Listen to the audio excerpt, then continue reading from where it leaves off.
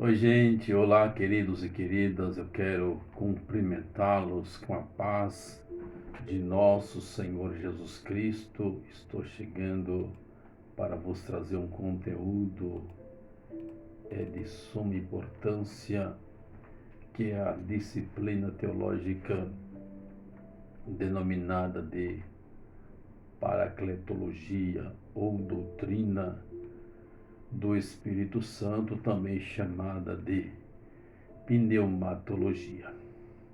Mas antes eu quero estar lendo com você Atos capítulo 2, no versículo 17, que diz: E nos últimos dias acontecerá, diz Deus, que do meu espírito derramarei sobre toda a carne, e os filhos e as vossas filhas profetizarão, os vossos jovens terão visões, e os vossos velhos terão sonhos.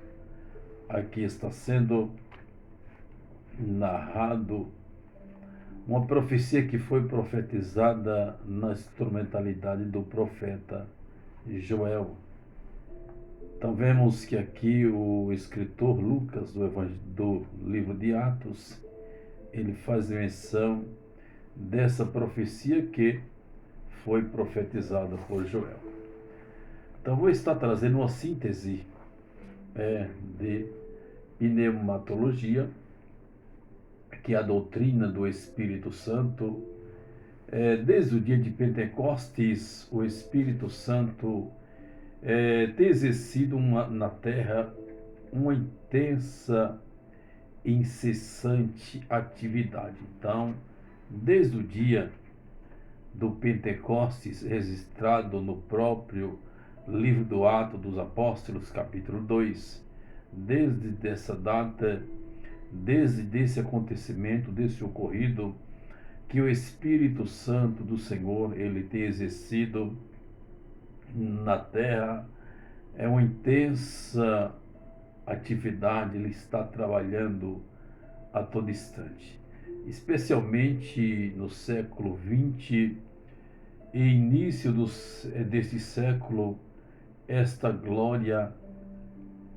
gloriosa verdade é para todos nós muito significativa, porque além de abranger a nossa própria experiência com o Espírito Santo, e onde vemos também que vemos a experiência correspondente com a concepção à luz das profecias. Então, estou apenas a trazer uma síntese deste assunto. E paracletologia, que é a doutrina do Espírito, esta definição, ou essa palavra tem como definição de paracletologia, que paracletologia é uma palavra formada por duas palavras gregas, que é paracletos, que significa ajudador, consolador, advogado, e logia, que significa estudo, doutrina, tratado concernente à pessoa do Espírito Santo, que biblicamente é a terceira pessoa da Trindade. Então, a palavra paracletologia é uma junção de duas palavras de origem grega, que é paracleto, que significa paracleto no grego, para nós significa ajudador, consolador. Então, o Espírito Santo, ele é o ajudador, ele é o consolador, conforme João capítulo 16, ele ajuda o homem a se converter, a reconhecer seus pecados, a entender que precisa de se converter. Então ele é o grande ajudador. Elogia, que significa doutrina, estudo, ensino, assim que a paracletologia estuda de uma forma sistemática tudo o que se refere ao Espírito Santo. Então, tudo que você precisa saber acerca da terceira pessoa da Trindade, a disciplina, a matéria exclusiva, a matéria indicada a, a pneumatologia, como chamada também de paracletologia. Então, essa disciplina que ela nos fala sobre a terceira pessoa da Trindade, sobre o Espírito Santo em todos os sentidos, onde vemos também que esta disciplina se refere ao Espírito Santo, chamado por Jesus de Consolador. Foi o próprio Jesus que chamou o Espírito Santo de Consolador. Assim que, mediante isso, a paracletologia também é conhecida como pneumatologia, como já falei anteriormente. E a paracletologia divide-se na Bíblia em dois períodos, o do Antigo e do Novo Testamento. No Novo Testamento, as atividades e as manifestações do Espírito Santo eram esporádicas, especialmente em tempos distintos. Nós vamos ver a aparência da paracletologia em toda a Bíblia, mas nós vemos que ela divide-se em dois períodos, sendo esse o período do Antigo Testamento e do Novo Testamento, onde vemos que as atividades e as manifestações do Espírito Santo, ela era esporádica, assim que especificamente em tempos distintos, onde nós vemos que no Novo Testamento começa no dia de Pentecostes, quando suas atividades se concretizam de maneira direta e contínua através da igreja. Nós vamos encontrar em todo o Antigo Testamento manifestações do Espírito, mas a Bíblia no Antigo Testamento chama de Espírito do Senhor, Espírito do Senhor Jeová, enfim. São esses os nomes, os títulos dados ao Espírito de Deus, e aqui no Novo Testamento é chamado de Espírito Santo, onde nós vemos que a partir do dia de Pentecostes, de Atos capítulo 2, nós vamos entender, vamos constatar que as atividades do Espírito Santo, ela se concretiza de uma maneira mais direta, mais contínua através da igreja. Desde lá a igreja é tomada pelo Espírito, expandiu-se alcançando povos, nações de diferentes, foi alcançada por meio do Espírito, utilizando a igreja. Enquanto que no Antigo Testamento ele se manifestava em circunstâncias específicas. No Antigo Testamento nós não vamos ver o Espírito Santo ele manifestando-se assim constantemente, mas em momentos específicos nós encontramos a sua aparição, a sua manifestação. Não é o caso do Novo Testamento. No Novo Testamento veio para morar nos corações dos crentes e enchê-los de poder.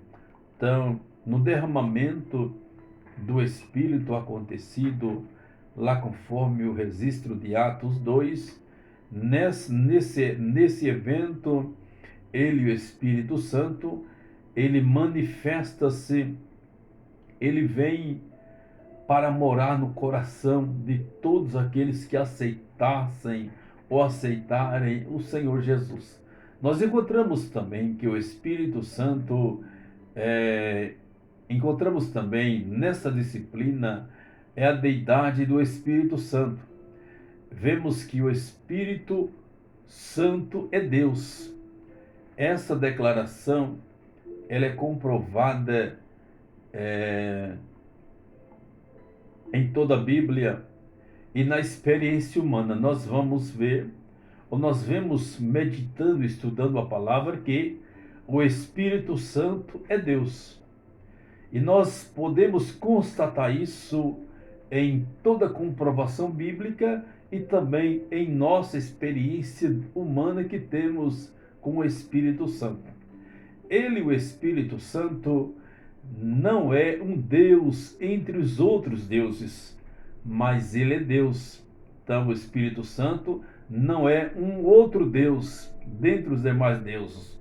As Escrituras Sagradas relatam um episódio nos primeiros dias da igreja, em Jerusalém, quando Ananias e Safira tentaram enganá-lo. Nós vemos isso lá no Atos capítulo 5, em que um casal tentaram enganar o Espírito.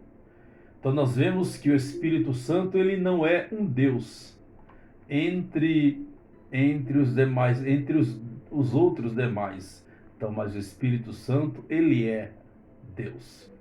Mas prosseguindo, ele, o Espírito Santo, revelou ao apóstolo Pedro que o casal mentia, conforme Atos capítulo 5, porque encheu Satanás o teu coração, para que mentisses ao Espírito Santo, não mentisses aos homens, mas a Deus.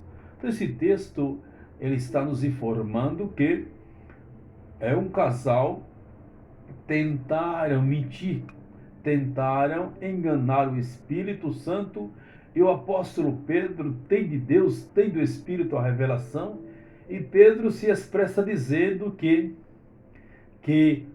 Satanás havia enchido o coração do casal e eles haviam mentido ao Espírito e não havia possibilidade, ou seja, eles não estavam mentindo aos homens, mas mentindo a Deus.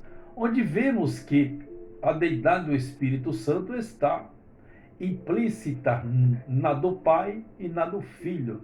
Ela é a mesma nas três pessoas. O Espírito Santo é Deus, Jesus Cristo é Deus e Deus é Deus. Não se separa, não dá para se separar, mas pertence à mesma essência divina do único Deus. Nós encontramos os atributos do Espírito Santo, encontramos os atributos de Jesus, encontramos os atributos de Deus, e os três são o mesmo atributo. Há três atributos pertencentes à deidade, cada uma das três pessoas da Trindade, que são onipotência. O Espírito Santo, ele é onipotente. Jesus, ele é onipotente. E Deus é onipotente. Nós encontramos também que Deus, ele é onisciente, Jesus é onisciente, o Espírito é onisciente. Nós encontramos também que Deus é onipresente, o seu Espírito é onipresente e Jesus é onipresente. Assim que esses três atributos, esses atributos são, ou seja, não foram conferidos aos anjos, aos homens. Então, esses três atributos, quais são? Onipotência, onipresença, onisciência, não foram conferidos aos anjos. Os anjos não são onipotentes, não são oniscientes, também não são onipresentes. Esses três atributos são do Pai, do Filho e do Espírito Santo. Onde que, por onipotência, se entende que todo o poder que há no universo físico e espiritual tem sua origem em Deus. O poder do Pai é o mesmo existente no Filho e no Espírito Santo. Então, em sua onipotência, o Espírito Santo faz o que lhe apraz, realiza milagres e prodígios conforme Romanos capítulo 15, versículo 19, por força de sinais e prodígios, pelo poder do Espírito Santo, de maneira que, desde Jerusalém e circunvizinhas até ao Ilírico, tenho divulgado o Evangelho de Jesus Cristo. Então vemos que, até aqui nós já vemos que os atributos, nós encontramos aqui o que? A deidade do Espírito, que é a mesma encontrada no Pai e no Filho. Nós até aqui nós vemos também que não dá para se separar três pessoas. Não se separa porque pertence à mesma, ou seja, a mesma, até a mesma essência. Então é o Deus Pai, Deus Filho e o Espírito Santo em uma mesma essência. Mas eu já quero estar terminando, já quero estar concluindo aqui, onde vemos que onisciência vem de duas palavras latinas que são homines, que significa tudo, e scientia, que quer dizer ciência. Logo, entende-se que o Espírito Santo, do mesmo modo que o Pai e o Filho têm total conhecimento de todas as coisas, sua sabedoria é infinita, singular e indiscutível. Então nós vemos que o Espírito, o Pai é onisciente, o Espírito é onisciente e Jesus é onisciente. É só apenas uma síntese de paracletologia, de pneumatologia, que é a doutrina do Espírito Santo.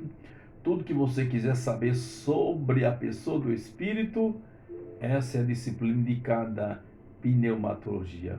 Um abraço em Cristo, fique na paz do Senhor Jesus.